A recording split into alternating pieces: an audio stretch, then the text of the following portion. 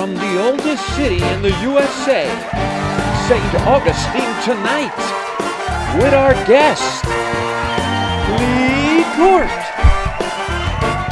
Jaime Perkins, Cleve and musical guest Sonido 5.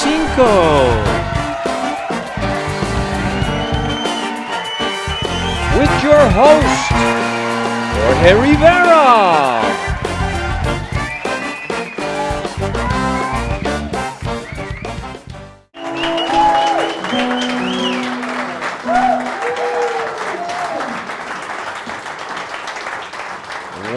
Wow, what a night. Lots of people here tonight. Wow.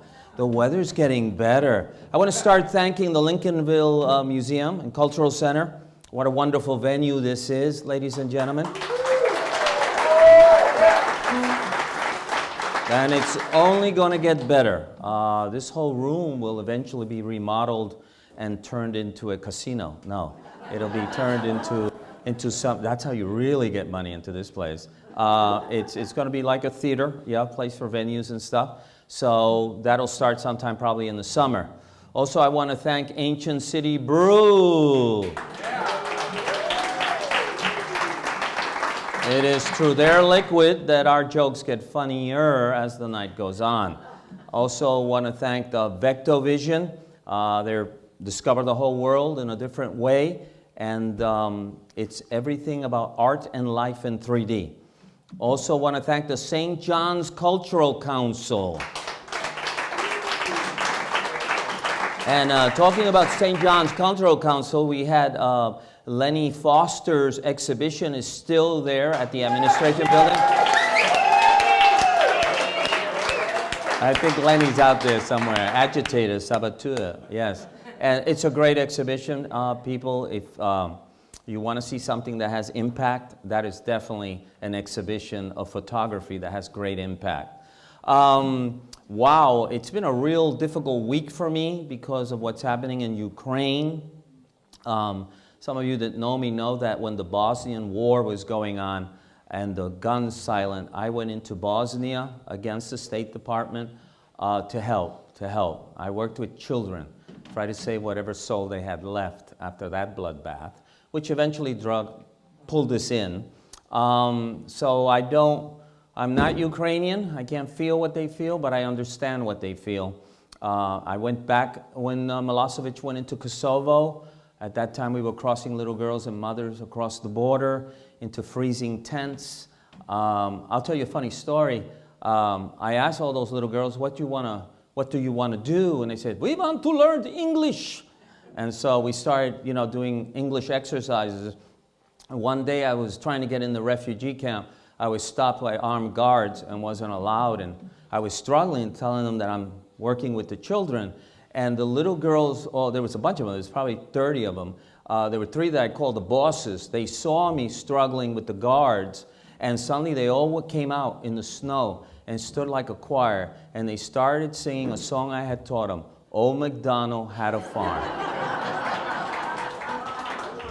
And the guards, when they saw this chorus of little girls singing, they looked at me, and one of the girls I called one of the bosses, she would go.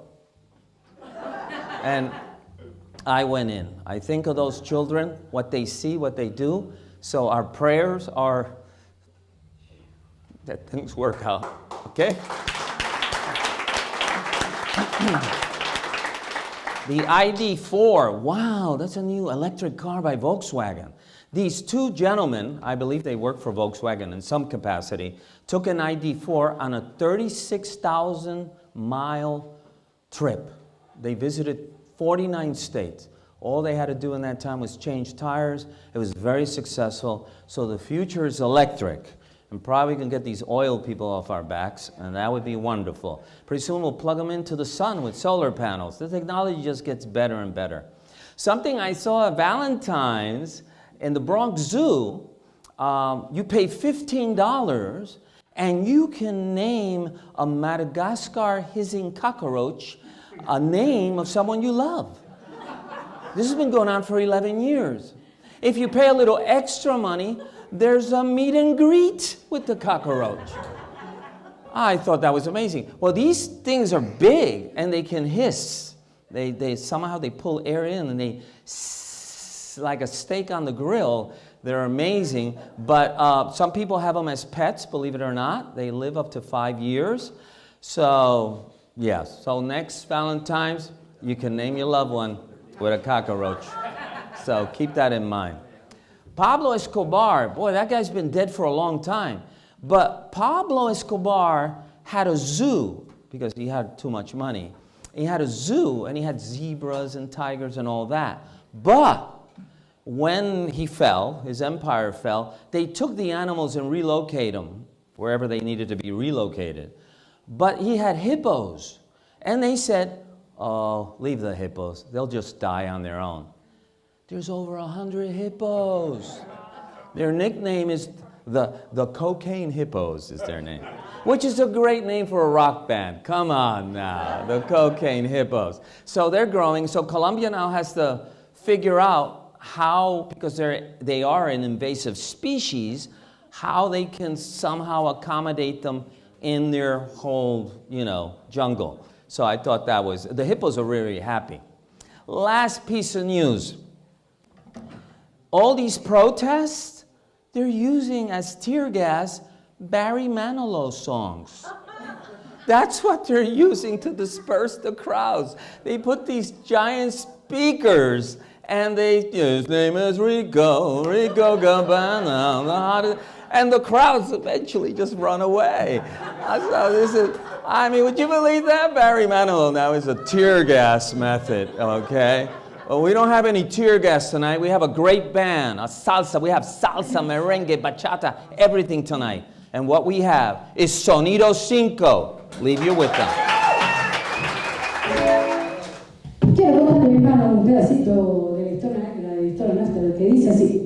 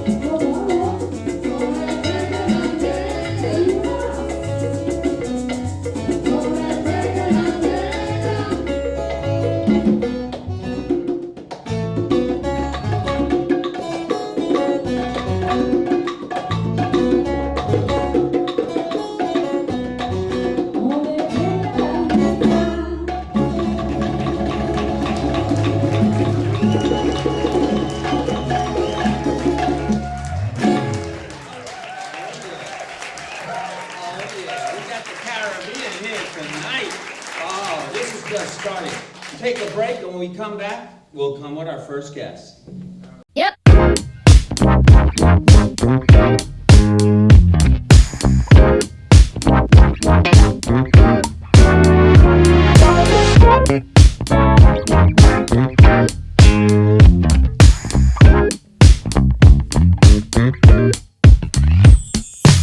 We're back, ladies and gentlemen.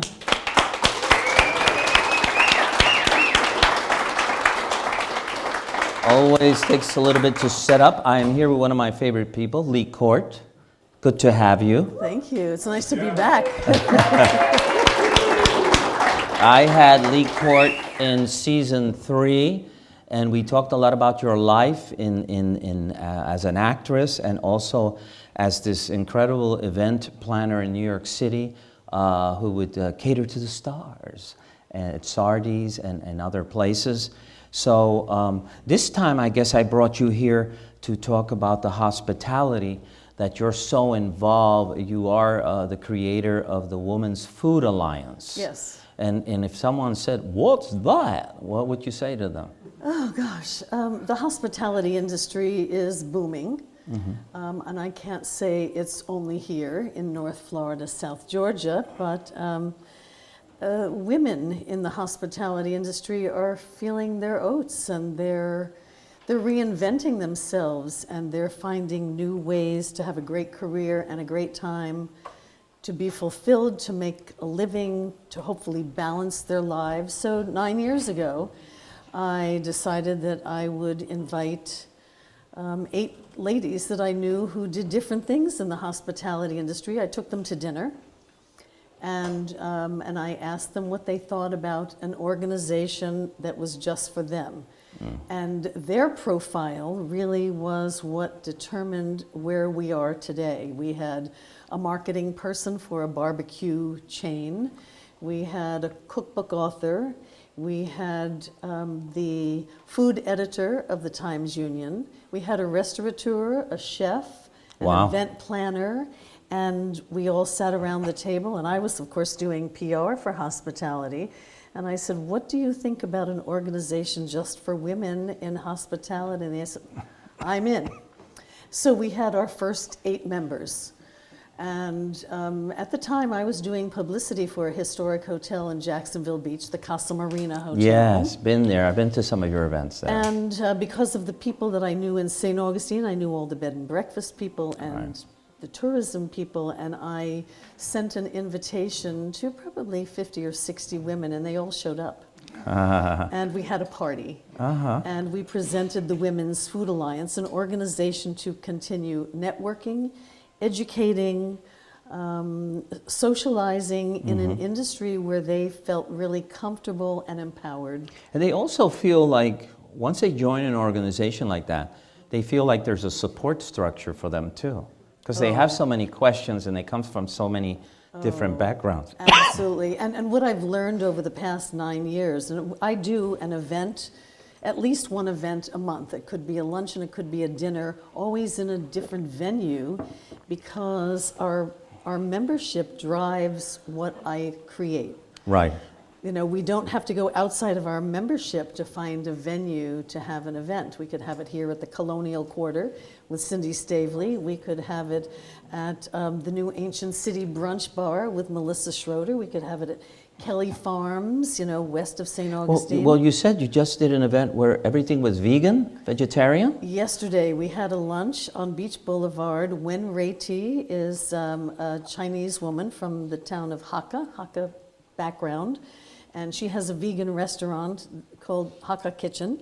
And we had 22 of our members, and they did an amazing vegan luncheon. But we also had 2 speakers from our membership. And they spoke about being a vegetarian educator for children Right. and doing classes, virtual and in person. And the other gal was somebody who had left the diamond industry, and now she's inspiring others to just live a healthy eating life. Right. So, you know, every time I turn around, we have a new member and we have a new venue or a new theme that we can play into, and it's just amazing, Jorge. When I was a boy, a vegan lunch would be 2 slices of Wonder Bread and a spread of Cheese Whiz with a glass of Kool-Aid. And we felt very energetic after that. So times have changed. Now, when you had, it was mostly dumplings, yes? Because it was Asian. It was vegetarian dumplings. Our luncheon, no, we started with three different dumplings that were filled with different things. One was tofu, one was mushrooms, another one was sweet potato. They were fabulous, lovely dipping sauce. The second course was tofu bites, and when Reti makes her own tofu. Oh, wow. So not only does she do it for herself, Right. but through the organization, she's found other restaurateurs who want to buy her homemade tofu. Right, right. Then we also had a soup. The soup was amazing, and then we had vegetables and rice and chicken. Although it wasn't chicken, it was fabulous tofu. Yeah, when I was a boy, the So chef it's not was just Chef dumplings Boyardee. anymore. Yeah. Right, right. Yeah, the days of Chef Boyardee are over. There's so many women chefs now that are just amazing. And they have, what I love of the restaurant business, hospitality, when it comes to food, is the fusion. When they take food from one culture with another, and they just come up with these incredible, I call them flavor explosions, because you go, oh my Lord, I've never tasted something that good or that interesting. Because sometimes, you know, what I love about your whole Women's Food Alliance is that main core, that it's all about education. You need to educate. You still, even though these members have a food journey, they still need to be educated in some other And their journey is in a different venue that they may not know about. Right. As I'm discussing the Kelly Farms, most people here in St. Augustine don't even know where Kelly Farms is. But if you're on King Street, you go 13 miles west into the countryside, you know, into the farmland of St. Augustine, there is a beautiful farm. We're going to have an event there, and we're going to feature 5 of our members who do different things. One has a food truck, and it's called Route 90 Barbecue. Another is Lakita Spahn, and she has a company called Mr. Potato Spread, which started as a food truck, and now she has 2 brick and mortar locations. Wow. And now she and her husband are franchising Mr. Potato Spread. The other, a woman just joined us, and she has a company called Tap Truck. I didn't know what it was when she called me, but she sent me a picture. She and her husband bought a 1946 truck. They gutted the back of the truck. They put wooden sides on the outside with taps, and on the inside they can tap anything, beer, liquor, soft drinks, and the tap truck goes to parties. So each time we do an event, I try to feature and bring in as many of our members' businesses to showcase them. Wow. So it's not just learning the venue, it's learning who's doing what. Yeah, and a lot of people doing, you know, you have here in St. Augustine Urbano Asado. The urban asado. Yeah. And he started building these Argentinian barbecues, and now he invites all these chefs. You pay a price, you bring your own wine, and the food is just absolutely out of this world. It's definitely fusion. I mean, the fusion of the cultural mecca that North Florida has become, really, Yes. you know, and I've been watching it for 20 years. Wow. From Wow. the time I joined the Ritz-Carlton on Amelia, and watching how North Florida has become a destination for creativity in the culinary and the event business. Right, right. One of your favorite people are these Irish sisters. And they have this, what is it, Calhoun? Okay, I knew. Culhane. Culhane. The Culhane sisters. They came from Limerick. Limerick, Ireland. Almost 20 years ago, and the 4 sisters All were in different careers at that time, and when they came to the U.S., one ended up in Jacksonville, and she was the bartender. She said, "I want to open a pub," and the other three sisters gathered around, and they opened their first Culhane's Irish pub off of Atlantic Boulevard in Atlantic Great Beach. location. And lucky for them that Guy Fieri came to town. Wow. And ended up in their restaurant and really put them on the map. Wow. But the four sisters, they work 24/7. They opened their second location in Tinseltown 4 years ago. Oh, wow. Another Culhane's, but 10 times the size. Wow. And they're not sisters who just sit around and run 150 staff people. They stay in their own lanes, as they describe it. One handles marketing, one is HR, one is all the bar and the bartenders and buying the beverages. The other is the food. Wow. And the chefs, and the revolving door of keeping 2 restaurants going. But I have a little surprise for you, because they surprised America a year ago, and they created their own vodka called Five Sisters Spirit Vodka. Oh my God! And look at it's that. a tribute to their mother, Oh wow! Kitty, in Ireland. And the label actually has a picture of their mother in the back. Oh yes, They're I the saw a glance of it. sisters. Yes. So they're learning. You can't have any. They're, Okay, make that clear. They're learning the industry of the beverage. Wow. Also, because you don't just create it and bottle it and sell it. I mean, it's taken them 5 years to put the project together. Wow. So they sent you a gift tonight, and I thank them. Send them my love. don't drink it all at one time. No, I won't. I won't. I'll mix it with Irish beer. But no, I mean, and that's what's amazing of all these people. We had Philip McDaniel and the distillery, and he was talking about all this microbrewery, everything. He also left me some bourbon, which is very nice. But and we had Cesar Diaz here talking about the cocktail, bringing people back Craft to the cocktails. original cocktails, where you design the ice. It's just amazing. You make your own cola, your own syrup. It's your own bitters. It's amazing. So how do you see the future of the hospitality in this area? Because you're up in Georgia, you're in Jacksonville, you're in St. Augustine, Amelia Island. You're everywhere. And you know what? It's not just women. I mean, the Women's Food Alliance is about women and their courageousness. Yes. Actually, I know in our audience tonight we have one of our members that I really love and admire, and she's here with her hubby tonight. And in the Women's Food Alliance, we don't have an opportunity to see the hubbies or the partners because it's for our members. But Kelly and James Mabry own 2 tropical smoothies, and they've been franchisees of Tropical Smoothie for a long time. Right. What does that mean? That they run their business, but they mentor young people who come and work for them. And I see that there's such a partnership between people who own businesses and then paying it forward. Yes, because those young people will have their own ideas. Yes. And they will open their own spectacular place, and we'll be delighted by that. So the Delighted. future here, I see, firstly, we're in this amazing growth of St. John's and Duval, and of course Florida, Yes. North Florida. But with more people come more opportunities to cook, shop, dine, party. Life is booming here.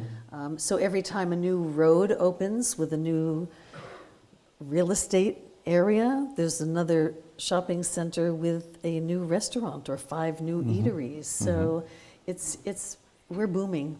Yeah, We're booming. yeah. You have now the River and Post that opened there across from the fort. Brand new. I've been here 16 years, and I know what the food experience was here 16 years, and what it is now is, whew, I mean, there are some hardcore people like Michael Lugo, the Tasting Room, who still surprises us with wonderful stuff and constantly reinvents himself in a way. And he's opening a new location in Volano Beach. And there you are. And then you have also the Preserve, which is right here in Lincolnville. Amazing food. So it's just amazing what's happening in this whole food thing. And that you have this mission to help women who have this great expertise and knowledge bring it out. I think it's amazing. It's amazing. It really is. Well, I enjoy watching and listening to what their needs are.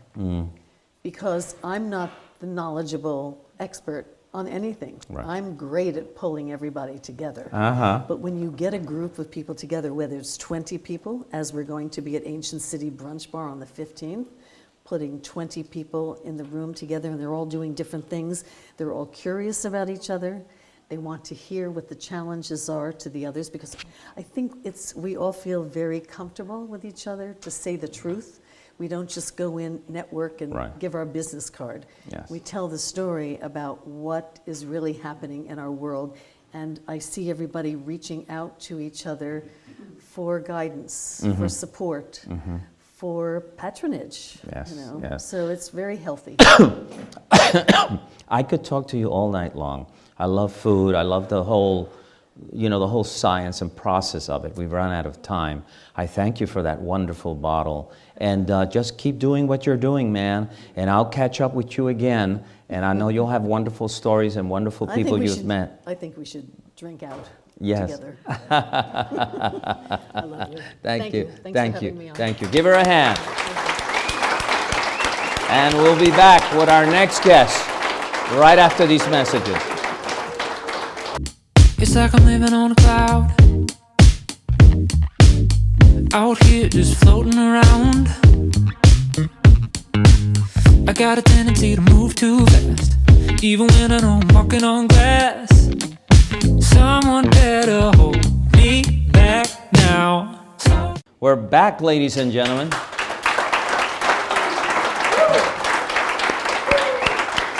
We're back with Jaime D. Perkins. D is for? Danielle. Danielle, that's a beautiful name. And you look great. Thank you. Glad to have Thank you here. Jorge. I'm happy to be here. All right. Well, the reason I brought you is because you're one of the few black women who are in leadership in this city. It's about time. We're in the year 2022, I believe. Right.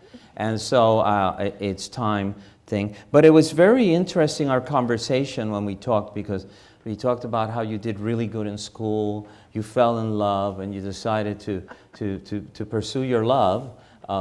Many of us do that. And then education was later. Yes. You decided, and then 2 years later, your son was born. His name is? Micah. And how old is Micah? He's 17. He's actually in the audience tonight. Ooh, Micah, 17 already. He just had a birthday. Oh, he just had a birthday? Yeah, he was born in February? He's a February baby. Oh, wow. Well, hopefully not the 28th or the 29th. I mean the 20th. The 12th, okay. You can manage that. But then as you started working in the real world and you went to college or university, you then found yourself, well, we're not going to use the word trap, but you were working in finance, banks. Right, right. So my career started out 18 years old, actually, working right here downtown, St. Augustine, what was used to be First Union Bank. So that tells you how long ago that's been. And it was my first real job. I started like maybe 2 months out of high school in banking, and I was a teller. And I actually enjoyed it, but I knew that's not where I wanted to end my career, or where I wanted to be. Not that it's not an excellent career path, it's just not what I wanted. But let me stop you here. Your whole family is from St. Augustine, all this area. Born and raised. I think I am 5th generation. Wow. So, yeah. Wow. Born and raised. So then you found out that being a teller was not a future. It wasn't what I wanted. You can definitely make a future in retail banking, but then I transitioned to mortgage banking, and that's kind of where I started the project management side of my career. And I was like, I think I kind of like this. I like what I do, so I wanted to explore how I could make a living doing that. And you like project management? I love project management. What was it about it that was a turn on? Well, because, millennials actually created this industry of project management where it's called creative project management. So you don't do everything, the same thing over and over again. I found that I have this creative brain and I don't like to do the same thing, you know, systematic work where you're constantly, you know, pick up a paper, fold it, put it in the envelope, pick up a paper. Like an assembly line. Yeah, I don't like it. I can't function that way and I'll never be able to live that way. So with project management, it kind of gave me an opportunity to explore different avenues of developing things and implementing tasks and prioritizing, and it just kind of kept my mind going, and that's what I need to be successful and productive. So now you stay in mortgages for a while, Mm-hmm. and then what happens? I'm like, I can't do this anymore. So I pursued my own project management agency in 2015. I just kind of walked out. I was like, I got to figure out a way to make money on my own. Like I'm not happy. I want to be able to do other things. I want to spend more time with my son.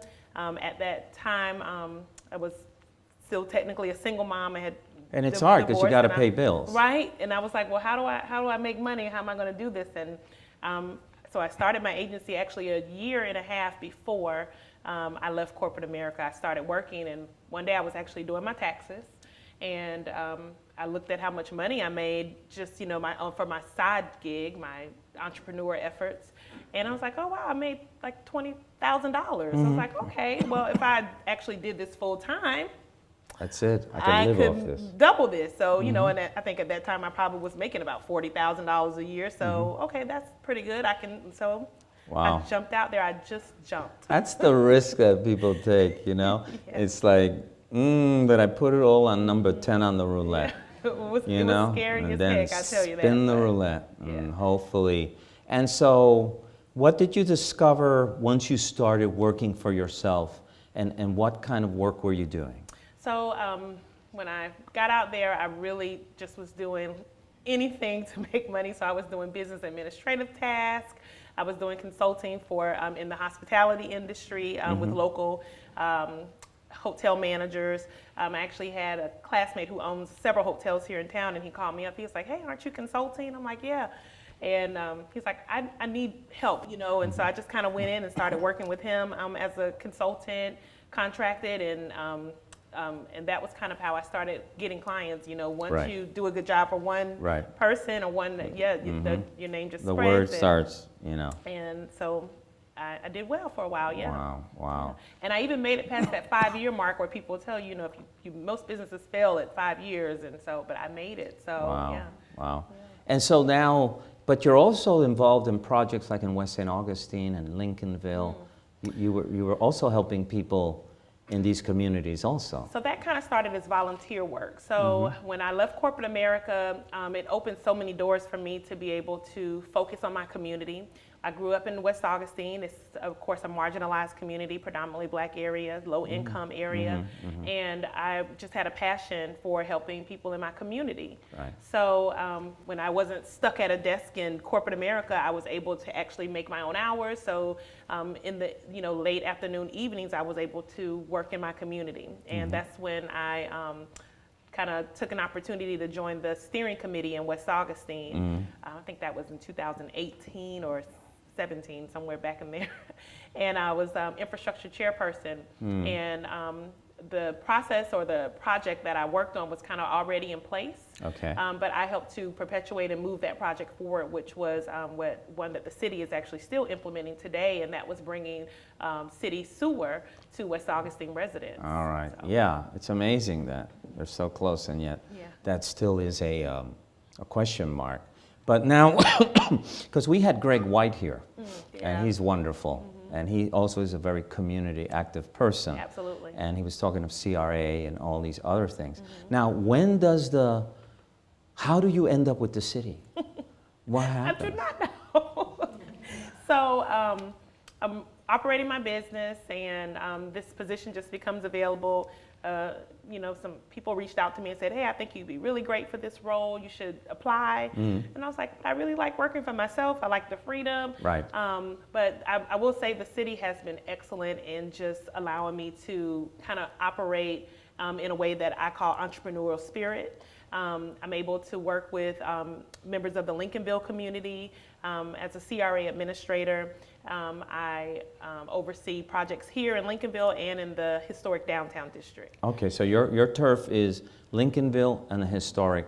Right. Part. So there's 2 community redevelopment areas within the community redevelopment agency of the city of St. Augustine. And I am basically the division, I oversee the division of the CRA. So. Now you go into something that is so bureaucratic, so structured, so political, and you leave the freedom of working for yourself. So what was the challenge? That was the challenge. Just, certain things, you have to be careful of what you say, how you may speak to people. I mean, I was very vocal. I came from, working in the community, being an activist, running for office. Yes, you ran, I remember, that's when I met you, back when you ran for, what was the seat? State Rep, District 17. 17, that's when I met you. And you got 30,000 votes, girl. At that time. You either had a lot of people who thought your thing, or you had a big family. Yeah, well, both. At that time, I think that was the most votes that any black woman had ever received in this county. Oh, wow. Running for office, yeah. So I think Joan Anthony, she's our new circuit court judge, she beat me out now, but obviously she's our judge, she won. But at that time, no other black woman had earned that many votes in this county. Wow. Yeah. It's great to hit these markers in your life, because then you're an example for Micah, who's just starting his life in the adult world at 17. So what are some of the projects that the city's working on? Oh my goodness. So I probably have about 9 or 10 projects going on right now. So the historic downtown area as a CRA kind of has been taking care of itself. And what is CRA? What does it mean? So Community Redevelopment Agency. Agency. And Community Redevelopment Area. So it's a double acronym. Okay. But the historic district has kind of been, we say, taking care of itself. We had the garage built in 2006, and so basically that all the revenue that we receive from that, it just kind of goes back to pay a debt service for that garage. Right. But we are looking for some opportunities now to kind of broaden our horizons in the historic district now that we've gotten the garage done and we're seeing the revenue from it. But the Lincolnville CRA is the one that's really booming. We function off of 3 main components, which is we use our plan amendment, our community redevelopment plan as our guiding tool to implement projects and programs. So we have the institutional rehab program, which is one of the most unique programs in the country, actually, that the city of St. Augustine is doing. We partner with privately owned institutions, and we rehab these institutions and preserve historic character of structures in historic Lincolnville. Right. And then we have the Fix It Up program, which helps to rehab low-income residents, keep them in their homes by providing health and safety repairs. And then the last component is just overall beautification and mobility and streetscape for Lincolnville. So. Yeah, that's interesting that you say retaining the people who live there. I had a friend who used to say the depletion of the population of an area is a depletion of your own history. It's true. Because it's they are true. the ones who know it and live it, and so it loses a value, a worth that you can't touch, but it's there if you work in those communities. Right. I commend the city for even recognizing that, everyone knows that gentrification is a real thing. It happens across the country all the time, and we saw it. I watched it happen. Being born and raised in St. Augustine, I saw the changes of the neighborhood. I played in Lincolnville my whole life. I would, I would be at the Gallimore Center in the pool, 50-cent Saturdays. You get a snack, you get to get in the pool, you get a soda. It was wonderful. And so we watched the community change. And sometimes change can be good, but you don't want to see people who've been in a community their entire lives be kind of pushed out. So I applaud the city for recognizing that and realizing that some people want to stay in their homes, but because of the increase of property taxes or other things, and they may have more, they have more bills than they have resources, so to speak. So the city recognized that and said, hey, we want to pump some money into these homes and, maybe give them a new roof, put a ramp where, the elderly population can't now they're get old in and out and of they their have a home. wheelchair. And we're even now doing like driveways and sidewalks, because that's a resiliency effort to help people get in and out of their homes when it floods, because we have a flood issue here in Lincolnville and really all of the downtown part of St. Augustine. So the city recognizing that, I think, is phenomenal, and I'm just happy to be a part of all those projects. So who are some of the people drop some names here. Who are some of the people you worked in the city? Oh, well, of course, our wonderful city manager, John Regan. I love John. He's actually was a good friend and acquaintance of mine before I even came to the city, because we worked in the West Augustine CRA together. And then the CRA is actually a division of Public Works. So I get to work with the wonderful Reuben Franklin, who I always tease him. I say, I've never had a boss that was smarter than me. So this is really, this is great to be able to learn from someone. But John is funny. My own horn. But John is funny. John Regan is funny because John is just so smart, And if you say something like, well, that's 2.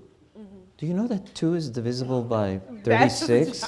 That is literally him. John, where are you going with this? And he gives you this whole history, It goes back to the Egyptians or something. Right. We were actually down in Daytona today, and that was some of the conversations we were having. John and Reuben and myself, we went down to visit a project site in Daytona, trying to get some inspiration for some of our parks here in the Lincolnville area.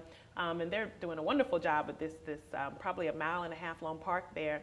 And in the car, we say, the water, and water is phenomenal for life. I know John he's great. He's really smart. On the moon of Jupiter, there's more water than give us a fact. Yeah. Yes, he does. But it's great to be around him.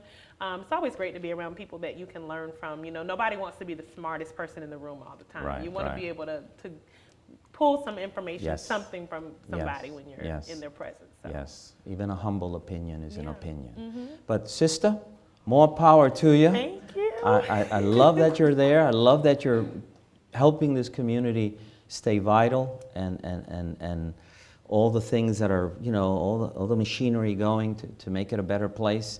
And I'm so glad you said yes when I asked you to come on the show. Jorge. I'm so glad to be here. Thank you so much for having me. All right. Let's give her a hand. And we're going to go on intermission. Time to fill up your wine glass. Yes, intermission. We'll be back. Slow down. But I just gotta know now. You got it all right. Yeah, I'd say you got it all right. You got me staying up all night. I'm still thinking about you. All right, everybody, let's talk a little bit about this great band, Sonido.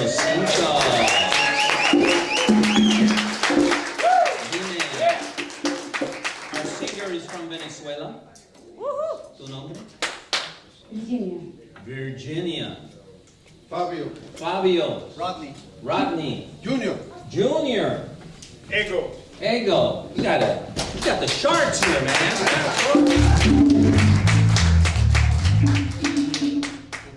¿Ustedes son de dónde? De Palm Coast. Okay, they come all the way from Palm Coast to be on our show. And you guys play, where can we find the music of Sonido 5? Salsa, merengue. Pero ¿dónde tocan? In Old Palm Coast, Jacksonville, St. Augustine? They're everywhere. You have a Facebook page? Yes. Sonido 5. Sonido means sound. Sonido 5. They have a Facebook page. Look them up. Follow them. Don't stalk them. Just follow them. And it'll be great. So now, I leave you with Sonido 5.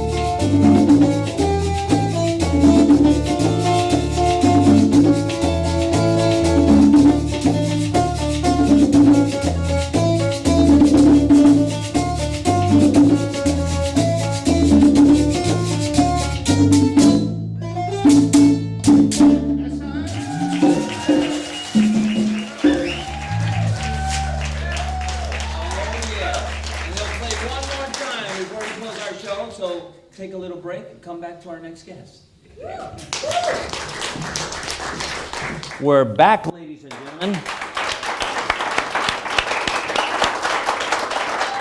We're back with Ken Vallario, and of course he's another of the painters that we try to introduce in this show. And Ken, a lot of your art now is at the Art Box, yes? So, you know, the Art Box is on King Street. Yeah, you have the Butterfield Garage, you have Kenny Foster's gallery across the street. It's a wonderful, powerful little spot of art. And Ken, where are you originally from? Originally, as a kid, I was from South Florida, and I decided in the 80s to move up to New England. New England, so you went up to New England. Yeah. So when did you come back to this area of Florida? 2019. 2019. So when we look at were you very much influenced by New England? Very much. What was it about it that you liked? The colors are very subtle, and when I went up there in the middle of winter. Oh. And I got off the train and going, oh, I'm not ready for this. So my brother-in-law brings me to Kmart and gets me an outfit, and I said, well, if I'm going to stay here, I'm going to have to start. So I got out every day and I hiked. Uh-huh. You hiked and got to know the area. Snow, rain, whatever. Wow. And the scenery grabbed me.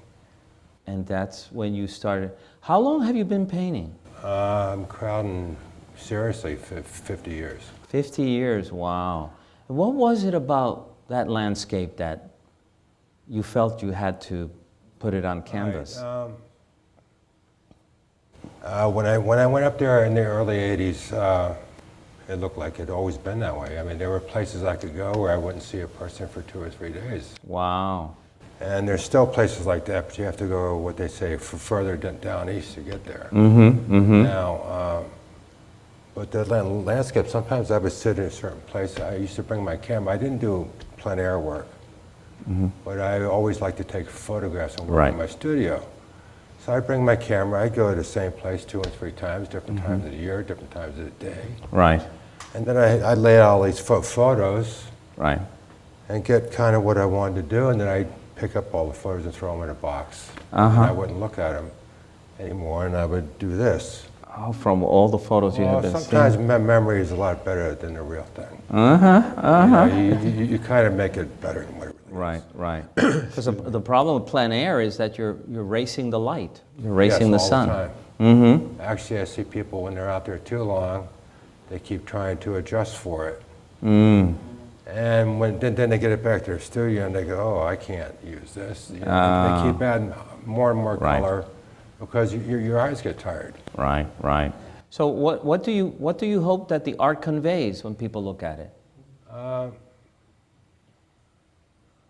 Well, my art, it's more of a emotional connection. A lot of people buy my art or transplants from up north and different places, and they get homesick, but I guarantee you they don't get homesick for a snow show. They don't want any part of that. I didn't either. I had 5 snow shovels, and when I left there, I said, well, I'm not going to need these anymore. I left them out by the curb, and off I went. You know, and no, I'm not planning on, you know, but I do go up there once in a while in the winter.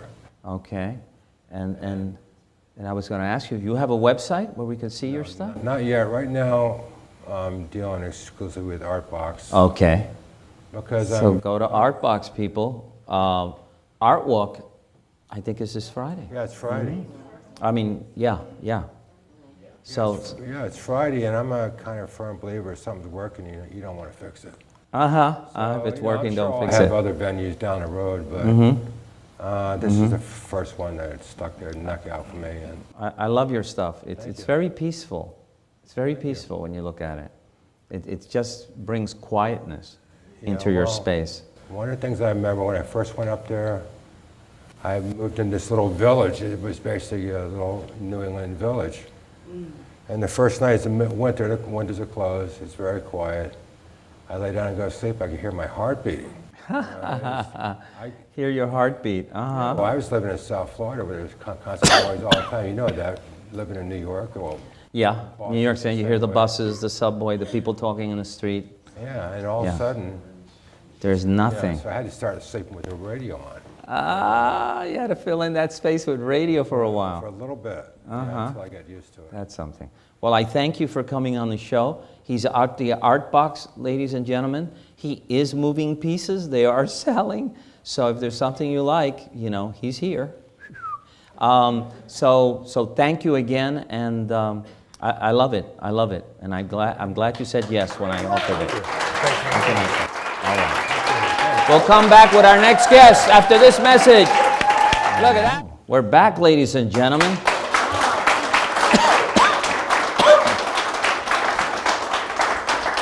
I know you hear me coughing a lot. I've had this chest cold for 3 weeks. It's much better. It's much better. But when I don't talk, I don't cough. So I am talking. I have here with me someone very special, Cleve Warren, and he's executive director of the Florida State College, Jacksonville, and we had a great conversation. And so I thought he'd be fantastic to bring here for you to get to know. Now, you're originally from where, Cleve? Jacksonville. Jacksonville. You were born and raised in Jacksonville? Absolutely. Oh, wow. Your parents also? Yes, my parents, yes. Wow. Wow. Actually, my dad was born in Georgia. Okay. Moved to Jacksonville, end of World War II. Okay. Falls in love with this beautiful, dark-skinned woman. That's my mom. But my mom's mother and two sisters moved to Jacksonville from Albany, Georgia. Actually, they were on the hunt for an older brother who left Albany in World War I. Never came back. Someone comes to Albany and says they thought they saw him in Jacksonville. They come to look for him, don't find him, but fall in love with Jacksonville. Eventually, by accident, he finds them. Oh, yes. my Lord. So my grandmother, two older sisters, and their older brother, the beginnings of at least the maternal side of my family in that search for a brother they couldn't find after World War I. Wow. What a story. Now you were in the military. I was, yeah. You were there, what, 30 years? Yeah, I did 4 years active duty and 26 years in the Guard and Reserve. Okay. The first 4 years in active duty were Air Force. Okay. I'm a Vietnam era veteran as opposed to being a Vietnam veteran. Okay. That's a good thing, I think. 'Cause you spent your time in Japan, right? I did. How was Japan? Beautiful country, great people, and I was there for 37 months on what was supposed to be a 18 to 24 month tour turned into 37 months. Wow, 3 years plus. Yes. How did you, was it difficult to adapt to that culture? Nah, people are people. You know, and if you're kind to them, they're kind to you. The geography was great, and my job involved working shifts. So 4 days on, 24 off, 4 days on, 24 off, 4 days on, 4 days off. Right. So rarely had to take leave, but whenever I was off for those 4 days, we were in the car seeing Japan. Wow. And, Japan for me was, when I wandered to Japan, it was exactly how I thought it would be, which was quite interesting. It was, there was no surprise. This is what it's like. And I love the little girls that are always trying to corner you to practice their English. I had the same experience. I had never been, you know, you grew up in Jacksonville, there's no place to go skiing, right? So, but I go to Japan, in a place called Misawa, Japan, northern Japan. We get our first snow in late September. Our last snow might be first week of June, last week of May. So there was plenty of opportunity to hit the ski resorts. Right. But I didn't risk getting up on a set of skis. But toboggan was the thing to do, and if you were on a toboggan, that introduced you to kids' life. And as an African American with an afro, you were an anomaly in Japan. And, yeah, you told me your wife had had this Angela Davis afro. Yes. And they were figuring, how does that stay up? Yeah, they're trying to. And they were trying to sponge it, right? They thought it was origami. Maybe it would fold into something, right? Yes. That's crazy. Yeah. Crazy. So not only did they want to sponge your hair, but they wanted to have an opportunity to practice their English. Right. So, you didn't have to really learn Japano. I did learn a Skoshi bit. Japanese means small, a little bit. But they were so eager to speak and learn and practice their English that you had a great time with kids and or college students. Right. And here's an interesting story. We're in this restaurant, my roommates and I, and we're at this ski resort, and there are 3 college kids who are reading American magazines. The magazine that they're reading is Playboy magazine. So, but what they're not trying to interpret the pictures. That was the easy part, right? It is the use of slang for us. Oh, yes. So bad means good. How could that be? Very logical. You know, they were always on the hunt for someone to practice with and explain the connotative uses of words so they could better understand what in the heck these Americans are talking about. Yeah. It's interesting. Now, a story you told me that was so interesting is when you came back, you ended up in Barnett Bank, but the way you got the job was very interesting. I had never been in the bank before, to be honest with you, and I didn't go in there looking for a job, though I did find one. I had been home off active duty 7 days, and before leaving active duty, they set me up with some interviews. It took a week to exhaust the interviews. None of them did I like. And supposedly, my career in the Air Force, they were introducing me to companies and or agencies who could use that skill set. Right. In my mind, none of them worked well. But I run into a high school friend who says, hey man, they're hiring Amtrak, right? And I'm saying, hey, to myself, I'm not carrying anybody's bags for a career. Hey, look man, I gotta go over here to the Barnett Bank and I have an appointment. I'll see you later. I go in, I look out the side door. He's still standing on the corner where we had this conversation, so I couldn't go back out, else I looked like the liar I really was. So I turn around, this is how the Lord works. There's an information board behind me. It says HR on the 4th floor. I go up, the HR director is there. What do you want, son? I came looking for a job. He says, well, we do that from 8 to 12. Right now it's 12:15, but since it's just me and you, have a seat. And that was the beginning of my Barnett Bank career. Wow. I couldn't tell him much about what I had done on active duty, so he says, how about I just tell you? Because he was military. He was military. He turned out to be a retired Navy submarine commander. Wow. So as he asked me questions, he said, all you got to do is nod your head. And I did. Within an hour, he sends me downstairs to meet a guy who becomes my first boss. Wow. Who was retired Marine Corps captain to his Vietnam. So that veterans connection was working for me, right? You all clicked. That was, so we're off and running. And you stayed with Barnett for how many years? I think a total of 13 or 14 years, but my banking career included a couple of other banks. I went through Barnett Bank's management training program. Right. Became a corporate banker. Got wooed away from Barnett by Wachovia Bank. I go to Wachovia for a couple of years. Barnett asked me to come back home. Right. I did. I stayed with them, and maybe 3-4 years later, I'm in Tallahassee working for Governor Martinez. Oh, wow. I come home after, Martinez was a one-term governor. Right. I enjoyed the experience. However, I come home as Chief of Economic Development for what was then our new mayor, Mayor Ed Austin.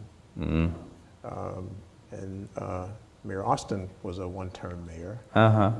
Near the end of his term, I get an invitation from one of my former clients at Barnett who had bought a bank and asked me to come and run their commercial lending program. So I do that, and 2.5 years later, they sold the bank. Wow. So Cleve's had some changes in vocational experiences that not all of which were planned, but they just,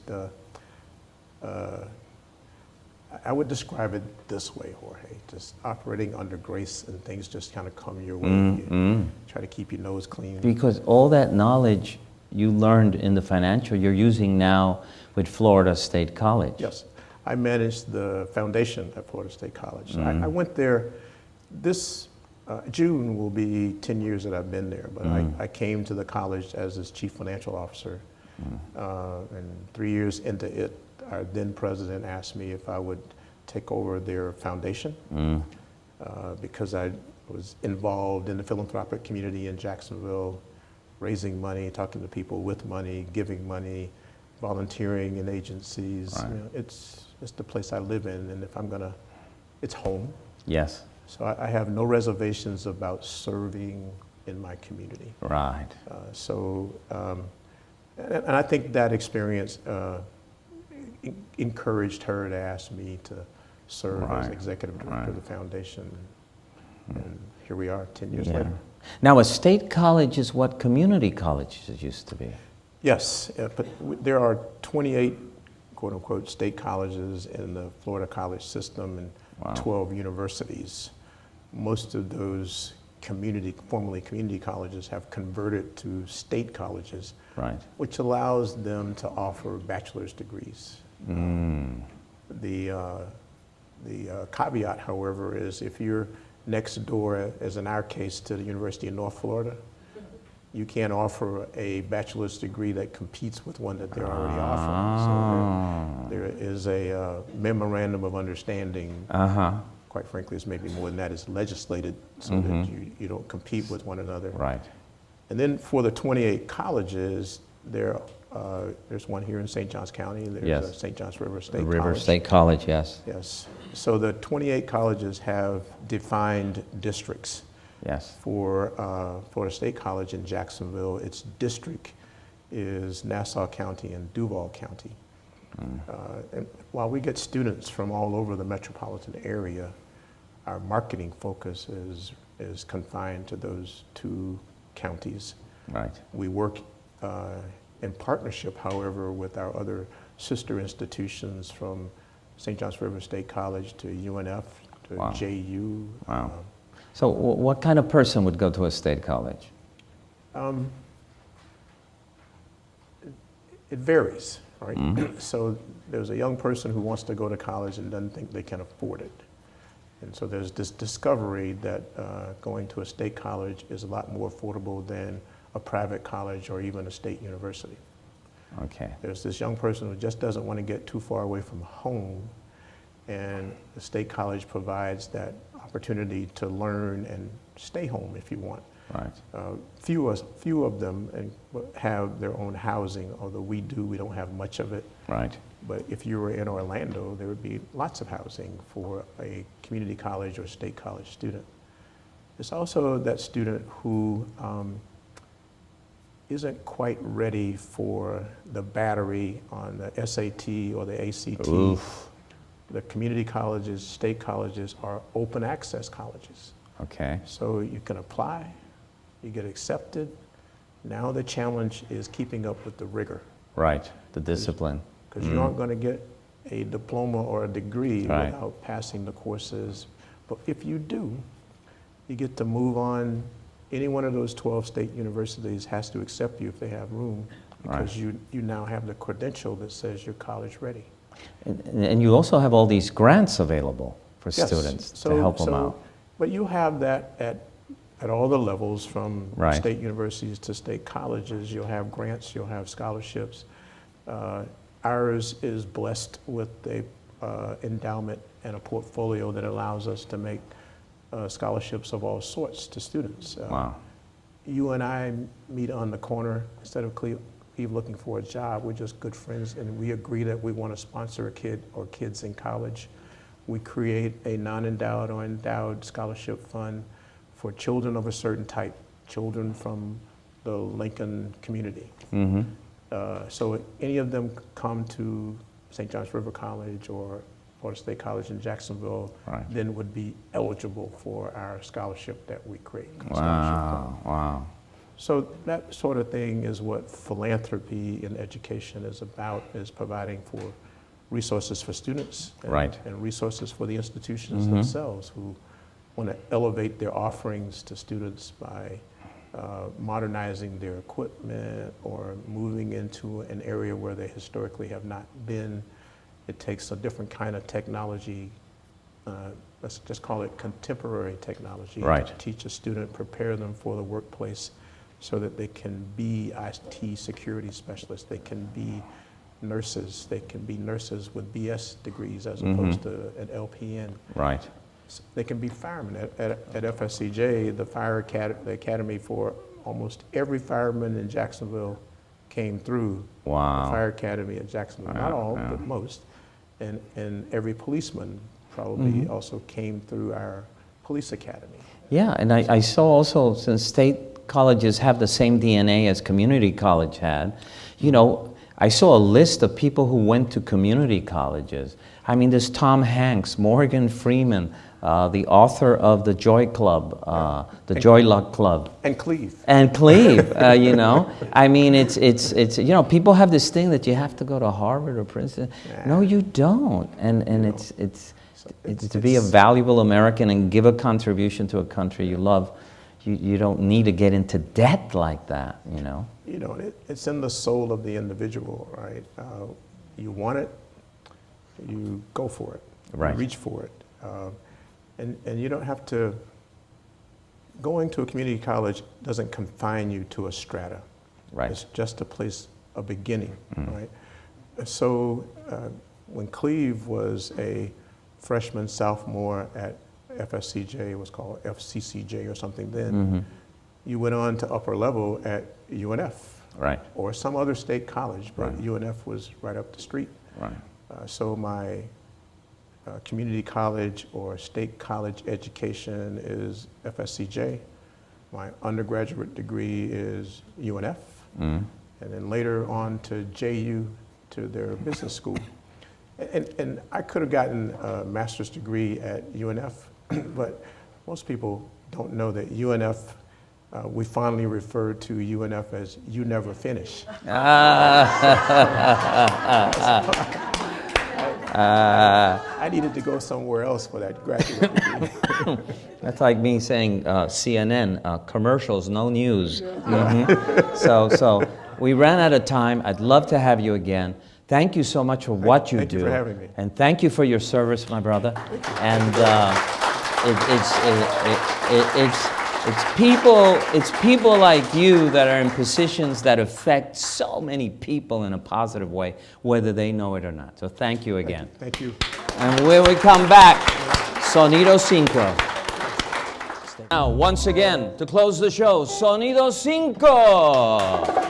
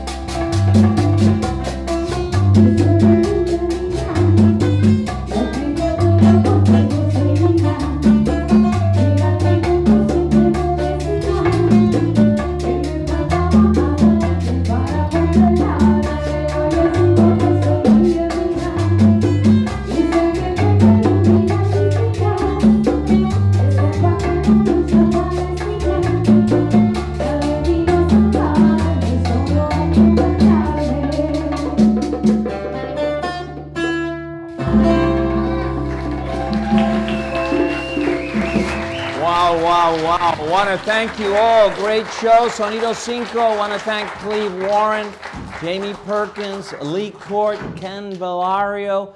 A wonderful show. I'll see you again next week with an incredible show.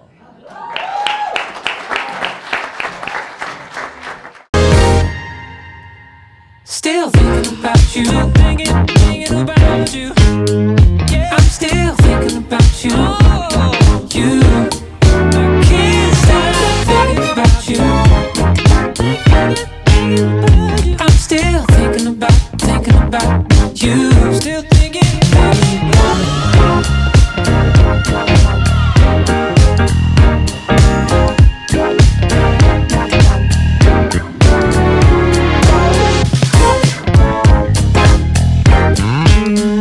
I'm still thinking about you.